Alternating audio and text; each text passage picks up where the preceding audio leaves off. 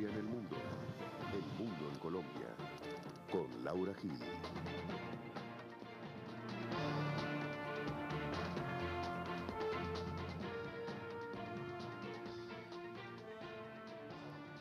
Buenas noches, soy Laura Gil y esto es Hashtag Internacional, un programa para debatir temas de Colombia en el mundo y el mundo en Colombia.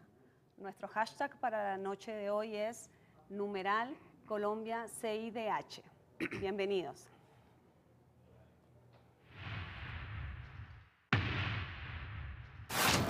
A esta hora no saben cómo están vivas. Y empezaron a echar balas. Más de 150 personas iban pasando del Palacio de Justicia. Toda la fuerza pública estaba en el lugar. El combate adquirió más intensidad. La Corte puede decir con toda claridad que la autonomía del tribunal ha sido y es respetada por los estados.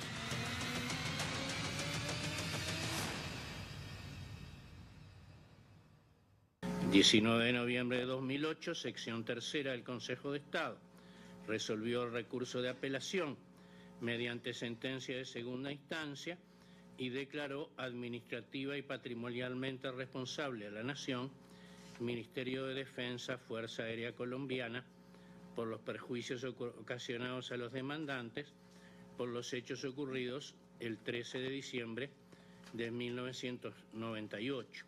No hay controversia sobre los hechos de fondo ahí. Lo que hay es un traslado de las pruebas desde el proceso penal, y ese es un elemento que me parece importante. El segundo es que conciliar en el derecho colombiano no significa reconocimiento de responsabilidad. El hecho de que haya esas decisiones en el contencioso administrativo no supone responsabilidad del Estado por violación a los derechos humanos, que es un elemento completamente distinto. En cuanto a si ahí hay responsabilidad o no hay responsabilidad por violación de derechos humanos, ese es un punto que decidirá nuestra Corte, teniendo presente, entre otras cosas, que es una responsabilidad por el fallecimiento y las lesiones causadas a personas en una operación donde las acciones eran claramente atribuibles al Estado.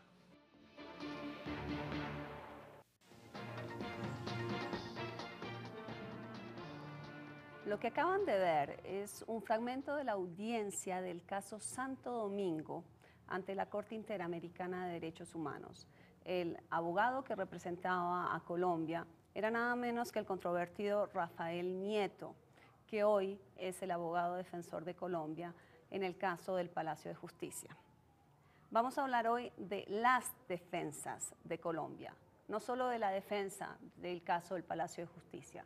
Vamos a hablar de lo que ha pasado recientemente ante la Corte Interamericana de Derechos Humanos. Y para eso les presento a los invitados de hoy. El magistrado José Roberto Herrera, de la Corte Suprema de Justicia, ex magistrado, pero sobre todo miembro de la Comisión de la Verdad del Palacio de Justicia. Así es, muchas gracias. Omar Borges, abogado que representa en la oficina de Jaime Granados al coronel Plazas Vegas. Y Camilo Sánchez, abogado de Derechos Humanos de Justicia. Bueno, ahí vimos un pequeño full de Rafael Nieto en la Operación Santo Domingo. Parecería que hay dos cosas que se están repitiendo. Uno es Rafael Nieto como defensor del Estado de Colombia ante la Corte Interamericana. Y dos, es un Rafael Nieto que presenta los mismos argumentos ante la Corte Interamericana. Mi pregunta para ustedes sería la negación de fallos colombianos ante la Corte Interamericana se está constituyendo ya una práctica. Santo Domingo, Operación Génesis, Palacio de Justicia. Camilo. Mira, Laura, yo creo que una cosa por la cual yo quisiera empezar es por el hecho de Colombia tiene que tener una representación internacional. Y yo por eso usualmente hablo de representación internacional y no defensa, porque hay que entender distinto la manera como uno defiende un cliente o, por ejemplo, un procesado penal a como uno representa a un Estado internacionalmente, que tiene muchísimos más, digámoslo así, aristas una representación que solamente la defensa. Uno no puede, por ejemplo, defender para un caso yendo en contra de la política interna que tiene o causando más repercusiones internacionales o nacionales en ese respecto. Y yo creo que en ese sentido la representación de Nieto ha sido una defensa que ha sido equivocada para los casos y ha sido una defensa de unos intereses equivocados para la representación de la nación. Y creo que sí ha sido una constante en estos últimos 3 casos, algo que cambia una práctica que tenía el Estado colombiano, que era tener una representación general o global internacional de sus casos. Omar, usted que ha estado aquí manejando casos, casos internos, como el de Coronel Plazas Vega, una de las cosas que dice, que ha dicho el abogado Rafael Nieto es: una condena penal no necesariamente se traslada a una responsabilidad estatal en el plano internacional. Y él ha enfatizado eso en estos últimos días. ¿Por qué no explicamos qué está tratando de decir Nieto cuando enfatiza eso? Pues Laura, mi opinión es la siguiente. Creo que la defensa internacional de Colombia años atrás había sido muy timorata. Y había sido muy timorata porque siempre la defensa fue decir: mire, señores Comisión Interamericana, mire, señores Corte Interamericana, ya la justicia colombiana condenó a Pedrito, a Juanito, a Menganito por estos hechos. Por ende, como quiera que yo opero en la justicia colombiana, la justicia internacional no tiene por qué operar en Colombia, ¿sí? Porque es un régimen subsidiario. Creo que el doctor Nieto le ha dado un vuelco a esto y ha dado un enfoque más vehemente, más de atacar el fondo del asunto, no limitándose a supeditarse lo que dijeron los jueces o la justicia en Colombia, y creo que es una postura perfectamente válida, ¿sí? Y pues es una postura que ha generado ampolla porque hay sectores interesados en Colombia en que el gobierno vaya a la Comisión Interamericana o a la Corte Interamericana a repetir como un loro lo que dijeron los jueces, y no tiene por qué ser así. Si el doctor Nieto en su defensa tiene como demostrar que en el Palacio no hubo desaparecidos o que en Santo Domingo la responsabilidad es exclusiva de la guerrilla, pues que lo haga, y no le veo ningún inconveniente. Se trata de la defensa internacional del Estado, que le cuesta mucho dinero a los contribuyentes, y lo veo pues perfectamente válido. Y pues genera ampolla. Que los jueces no forman parte del Estado, porque lo que usted me está diciendo es: hay que ir a representar al Estado y no repetir lo que dicen los jueces aquí, como loros, ¿no? A ver, yo primero que todo quiero agradecer su invitación. En segundo lugar, quiero hacer la precisión de que no vengo a polemizar. La Comisión de la Verdad sobre los hechos del Palacio de Justicia no lo hace. También soy respetuoso de las decisiones judiciales, especialmente en el ámbito nacional y desde luego también en el internacional. Pero sentadas esas bases, ¿no?, ¿cómo vamos a desconocer la verdad que surge de la justicia colombiana? La verdad de la justicia colombiana es un patrimonio nacional, y esa verdad se convierte en un hecho indiscutible cuando está precedido de unos análisis juiciosos de personas que han estudiado cada uno de los casos durante muchos años, y no sobre cuestiones de su imaginación, sino soportados en elementos probatorios que construyen una decisión judicial. Ningún Estado del mundo puede negar esa verdad judicial, y además no se puede construir la defensa de los Estados sobre la base de negar la verdad inconcusa, la verdad irrefutable que resulta de los hechos. Tal vez usted alguna vez lo dijo.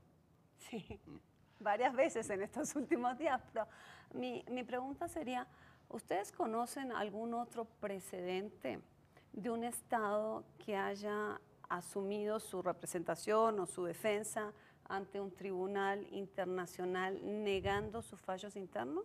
O sea, ¿eso ha sucedido ante el Tribunal Europeo de Derechos Humanos, por ejemplo? ¿Conocen algún otro precedente de una situación así? Yo recientemente no lo recuerdo. Y no lo recuerdo porque como la responsabilidad internacional se basa en que el Estado responde por todos sus órganos, pues es un poco necio decir, no, es que yo no soy responsable porque este órgano no lo hizo bien. Este órgano lo hizo bien, el que lo hizo mal fue el otro. Porque ahí, digamos, en términos ya muy jurídicos, uno está más o menos confesando su negligencia. Entonces, de nada nos sirve, por ejemplo, una representación que diga, nuestros agentes de Estado no cometieron violaciones, pero nuestros jueces sí, porque no fueron capaces de brindar justicia. Ahí estamos reconociendo responsabilidad, que en parte creo que ha sido lo que se ha dicho en estos dos últimos casos, donde se ha dicho, vea, es que la culpa realmente es porque los jueces dictaron malas sentencias. Los jueces son los jueces que no tuvieron en cuenta lo que tenían que tener en cuenta. Ahí estamos diciendo, señora Corte, nosotros estamos respondiendo como Estado porque nuestros jueces fallan mal. O en este último caso del Palacio de Justicia, en donde decimos, el gran problema de esto es que no hay esclarecimiento porque no tenemos decisiones finales. Y no tenemos decisiones finales después de casi 30 años de proceso judicial. Entonces la Corte va a decir, pero ¿cuántos años más tenemos que esperar para que exista esclarecimiento entonces en su país? Y eso es una violación, porque la justicia tardía no es justicia, y eso todos los tribunales internacionales son muy acuciosos en ese sentido. Por favor, escríbanos a #INTL con sus comentarios, con sus preguntas, con sus dudas. Nosotros le vamos a mostrar ahora lo que fue la defensa de Colombia ante la Corte Interamericana de Derechos Humanos y cómo eso se contradice con los resultados de la Comisión de la Verdad. Miremos la nota. Unos 30 hombres camuflados de policías descendieron de un bus urbano y penetraron a la Corte por la puerta central y otros por el sótano. La defensa del Estado colombiano ante la Corte Interamericana de Derechos Humanos sostiene que la toma del Palacio de Justicia en noviembre de 1985, que dejó un saldo de 98 muertos, entre ellos 11 magistrados y 11 personas desaparecidas, fue responsabilidad del grupo guerrillero de ese entonces, el M-19. Además, afirma que las personas registradas como desaparecidas murieron en el incendio. Después de varias horas de retención, fueron liberadas en medio de un intenso tiroteo. Los civiles desaparecidos perecieron calcinados bajo la custodia del grupo insurgente que los tomó como rehenes al interior del Palacio de Justicia. Entonces, la presunta violación a sus derechos obedeció única y exclusivamente a la acción de un tercero. En el informe, el abogado defensor Rafael Nieto, en defensa de Colombia, también niega las torturas que sufrieron varios sobrevivientes y desmiente la culpabilidad del coronel Alfonso Plazas. No cabe recausos. También asegura que Constanza Herrera murió en el cuarto piso del edificio por acción del M-19 y que sus restos fueron confundidos con los del magistrado Pedro Elías Serrano. Existe certeza de que las presuntas víctimas ingresaron al palacio y allí fueron retenidas por el M-19, sin que hasta el momento se tengan noticias de ellas. La supuesta desaparición se dio mientras que los civiles estaban bajo la custodia del grupo guerrillero. El incendio causado por el M-19 condujo a la calcinación de los presuntos desaparecidos y esto impidió la identificación de los restos. Esta contestación ha generado polémica y contradicciones tras las decisiones judiciales que se han tomado en el país, como la del coronel Alfonso Plazas Vega, quien estuvo al frente de la operación de rescate del Palacio y quien fuera condenado a 30 años por el Juzgado Tercero Penal Especializado de Bogotá el 9 de junio de 2010. Sin embargo, el coronel Plazas niega tener alguna responsabilidad.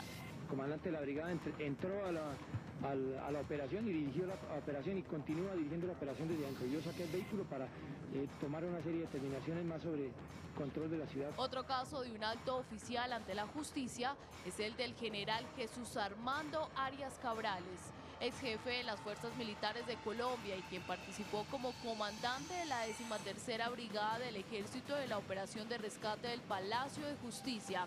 Se le acusó de haber participado en la desaparición de 11 personas con una pena de 35 años de cárcel. Las órdenes venían del general Jesús Armando Arias Cabrales, comandante de la Brigada 13 del Ejército, quien concentró todas las unidades bajo su mando para la retoma. La posición del Estado colombiano ante la CIDH también invalida el informe de la Comisión de la Verdad sobre los hechos del Palacio de Justicia, presentado en diciembre de 2009, en el que se reveló que el ejército sabía que la guerrilla se tomaría el Palacio de Justicia. El M-19 usó armas del cartel de Medellín y que esa guerrilla había tenido contacto con el capo del narcotráfico Pablo Escobar. Que efectivamente sí salieron personas vivas del palacio que después fueron desaparecidas. El retiro de la vigilancia pudo haber sido intencionado, dado el conocimiento previo por parte del ejército. Se espera que a mediados de este año la Corte Interamericana de Derechos Humanos se pronuncie sobre si el Estado colombiano tiene responsabilidad en el holocausto del Palacio de Justicia, sobre la desaparición de 11 personas, torturas y el homicidio de un magistrado.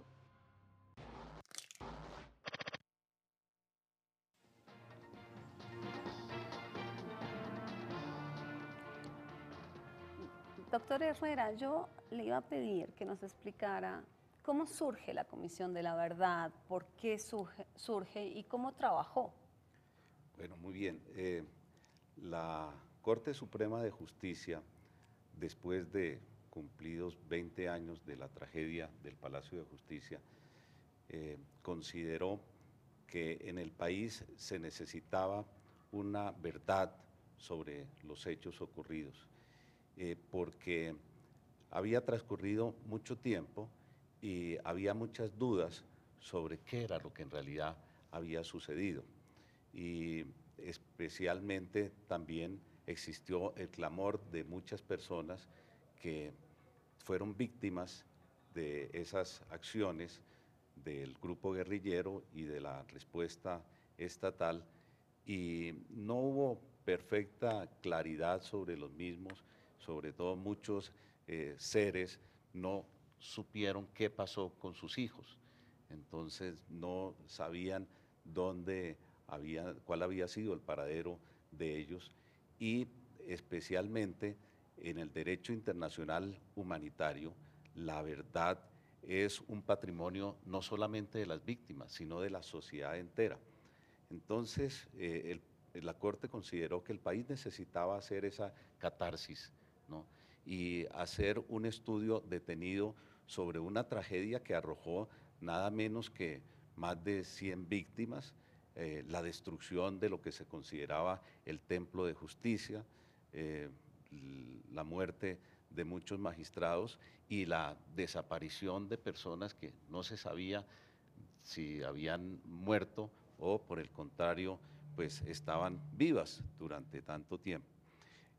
Fue así como integró una comisión de la cual tuve honor de ser parte en unión de los magistrados, exmagistrados ya, Nilson Pinilla Pinilla y Jorge Aníbal Gómez Gallego, y se nos asignó una misión de esclarecer los hechos, más que con funciones jurisdiccionales, como una investigación histórica, académica, pero también con acento en los dictados del derecho internacional humanitario.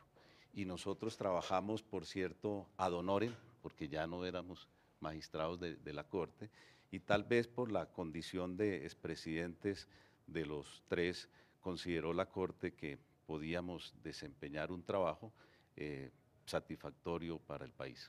¿Y cómo trabajaron? ¿A cuánta gente entrevistaron? ¿Qué recursos tuvieron a su disposición? Bueno, eso fue un trabajo realmente bastante intenso porque lo hicimos durante 4 años sin recursos alguno, ¿no? Porque nosotros no teníamos ni una secretaria. Actuamos con una independencia absoluta de todos los poderes públicos, de los grupos empresariales, de todo el mundo, y trabajamos prácticamente, como se dice, con las uñas, nosotros tres, y recibimos la versión de más de 100 personas de diferentes estamentos, los militares, los exguerrilleros del grupo denominado en ese entonces M-19, recibimos personas que formaron parte del gobierno de la época, recibimos incluso versiones de ex narcotraficantes, ¿no? Recibimos versiones desde luego, de las víctimas, de los familiares de las víctimas, y recibimos versiones de mucha gente y miramos expedientes penales, administrativos, disciplinarios. Imagínense lo que podía haberse acumulado durante tanto tiempo. Al final recibimos el apoyo del ICTJ, que es una entidad reputada a nivel internacional, especialmente en el área de la justicia transicional. El informe de la Comisión de la Verdad tuvo un efecto catalizador sobre los procesos internos. ¿Qué impacto tuvo sobre los procesos penales que iban en curso? No sé sobre los procesos penales. Ha sido evidentemente muy importante. Decisiones judiciales no se han consolidado todavía en aquella época en que la Corte Suprema inicia este proceso. Son después 2007, 2011 y finalmente la Comisión Interamericana a finales de 2011 envía su informe. 2012 hay un fallo judicial. Pues yo creo que en parte va a tener un gran impacto en este fallo judicial de la Corte Interamericana y en este momento. Digamos, creo que gran parte de esta discusión ha sido interesante porque va a relevar el trabajo que gran parte de la población colombiana no conocía del informe de la verdad, que hoy, gracias a esta discusión, está al menos siendo discutido, que eso creo yo que es uno de los efectos importantes de esta discusión. Omar, ¿cómo se habló, o sea, qué diálogo hubo entre el informe y el proceso penal de tu defendido? Pues recuerdo que cuando hablamos del tema se dijo, por lo menos a lo que la defensa del coronel Plazas interesa, la Comisión de la Verdad o sus conclusiones son muy positivas porque no hacen sino corroborar la situación de duda, de no saber qué pasó con unas personas que se sabe que entraron, pero que no se sabe qué pasó con ellas. La Comisión de la Verdad hace una serie de recomendaciones, por ejemplo, del orden de practicar pruebas de ADN a toda una cantidad de cuerpos que han sido exhumados, todo en aras de llegar a la verdad material de lo sucedido. Pero, y el doctor José Roberto me corregirá, la Comisión de la Verdad no hace afirmaciones categóricas sobre la existencia de desaparecidos. Y eso, pues, para nosotros es algo pues, que corrobora la postura de la defensa del coronel Plazas Vega en el sentido de que, salvo un caso, no se acredita la existencia de personas desaparecidas. ¿Hace o no hace afirmaciones categóricas? Desde luego que la hace. Es una manifestación que yo quiero hacer de forma contundente. La Comisión de la Verdad no solamente se pronunció sobre los excesos del grupo guerrillero en la toma del Palacio de Justicia, sobre la toma cruenta que fue lo que inició la tragedia del Palacio, sino también sobre la respuesta violenta, desmedida, desproporcionada de las fuerzas militares y también, desde luego, sobre la existencia de desaparecidos. Es que no se puede tapar el sol con las manos. ¿Cómo se va a decir a estas alturas, después de 25 años, de una verdad que es reconocida en todas las decisiones judiciales, que no hubo desaparecidos? La Comisión de la Verdad categóricamente declaró la existencia de desaparecidos e incluso recibió pruebas de personas que salieron con vida, de videos que tuvo la oportunidad de ver la Comisión de la Verdad y también de personas que de una u otra forma declaraban que vieron salir a otras personas con vida. Nada menos el caso del administrador del Palacio de Justicia, ahí están los videos y fueron reconocidos no solamente por familiares de ellos, sino con personas que, yo recuerdo una vez llamamos a una persona accidentalmente que nos dijeron que ella conoció al administrador del Palacio de Justicia y la llamamos a declarar ese mismo día y ella dijo, es el señor Carlos Rodríguez, ¿no? Y así lo mismo con el magistrado Urán, ¿no? El magistrado Urán sale del Palacio de Justicia, se ve la filmación, sale cojeando porque él fue herido en una pierna y después la necropsia corrobora esos hechos de que estaba herido en esa pierna y después aparece como una de las víctimas del Palacio de Justicia en el interior. Y así podríamos citar otros casos, pero yo sí quiero ser muy claro en ese sentido de que la Comisión de la Verdad sí declara la existencia de desaparecidos. ¿De cuántos? Especialmente, la Comisión no quiso comprometerse con un número exacto, porque puede haber en uno o dos casos alguna duda, pero lo que sí es cierto es que las personas que, por ejemplo, para decir, los 7 que integraban la cafetería, esas personas no aparecieron y realmente en esto ha habido mucho desconocimiento, porque hay personas que dicen, no hubo desaparecidos porque ellos estaban en el 4º piso, llegaron al 4º piso y allá quedaron incinerados. Mire, eso realmente es imposible, ¿no? Porque la cafetería estaba situada en el 1.er piso. ¿A quién se le ocurre desde el punto de vista lógico que en medio del fuego cruzado una persona va a ascender al 2º, al 3.er piso, ¿no?, para buscar la muerte y después ser incinerado donde más podía suceder? No, una persona que está en el 1.er piso busca la salida del 1.er piso. Además, el 1.er piso rápidamente fue tomado por el Ejército de Colombia y el M-19 se hizo fuerte, fue en los pisos superiores. Entonces, realmente es inverosímil que personas que incluso alguno de ellos parece ser que tenía en el baño, se encontraron objetos personales en el baño del 1.er piso. ¿Cómo va a ascender? Otra señora también se decía que los pasteles, porque había unos rastros de pasteles ahí. ¿Quién puede escalar del 1.º al 3.er piso en medio del fuego cruzado diciendo aquí llevo mis pasteles? No, eso realmente para la Comisión de la Verdad, esos hechos no tienen ninguna base probatoria ni ninguna base en la lógica. Bueno, le vamos a pedir a nuestro tuitero invitado, Diego Alcántara, que nos diga qué es lo que están comentando los televidentes. Sean bienvenidos, buenas noches.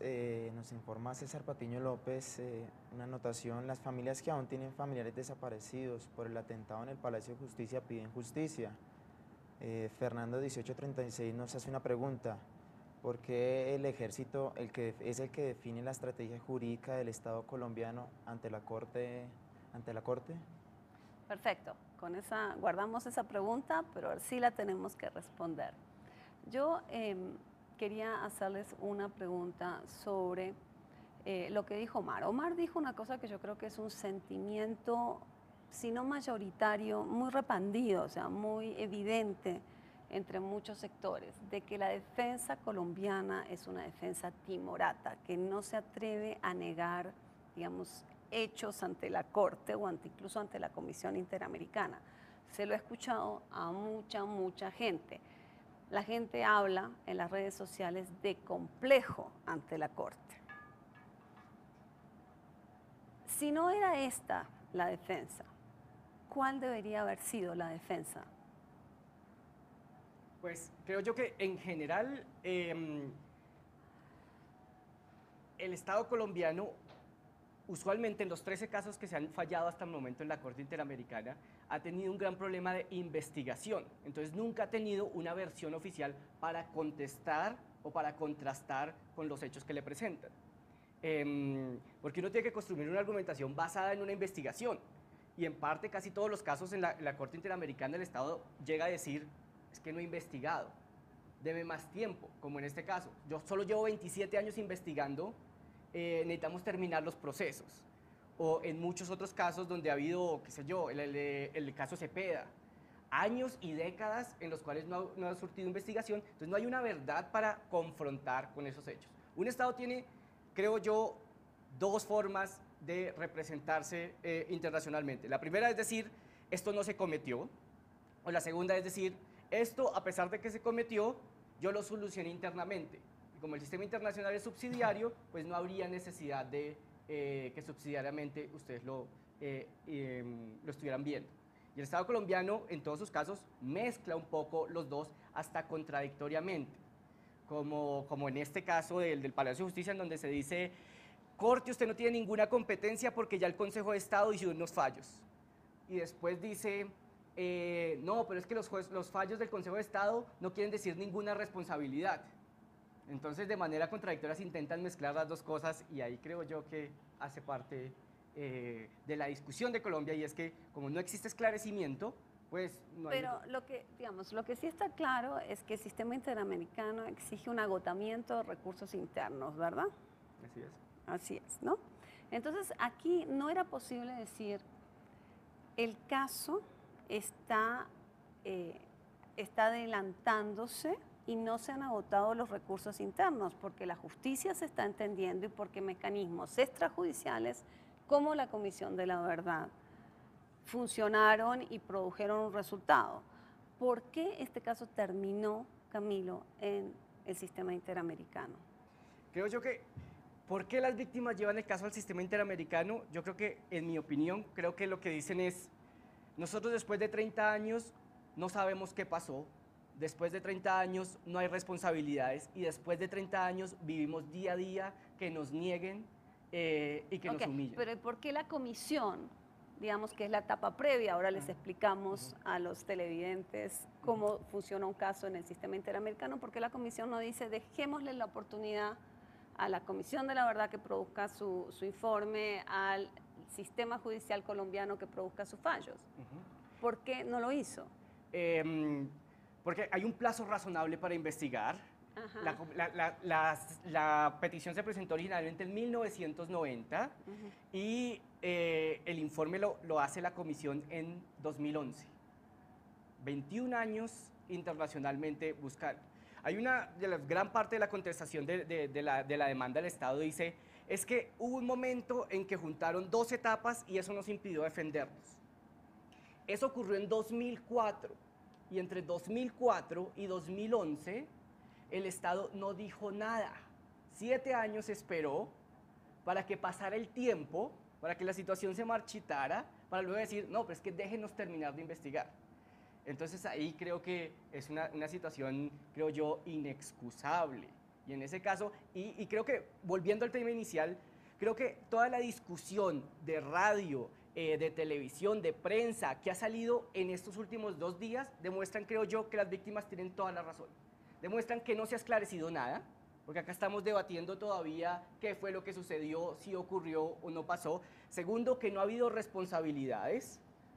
Hemos visto toda esta semana cómo todo el mundo ahora niega la responsabilidad y niega que yo no lo nombré, no, que yo lo nombré, sí, tú lo nombraste.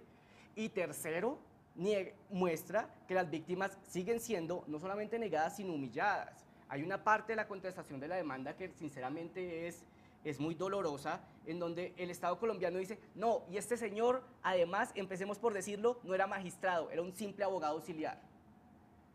Cuando un abogado auxiliar era el magistrado auxiliar en el Consejo de Estado, pero no había por qué empezar, creo yo, con esa forma a denigrar de las víctimas, es muy lamentable. Nos vamos a una pausa y cuando volvamos seguimos hablando de cuál debería haber sido la línea de defensa en este caso. Esta es una pregunta que les dejamos a ustedes. Cuéntenos, ¿qué opinan ustedes? ¿Cuál debería haber sido la línea de defensa?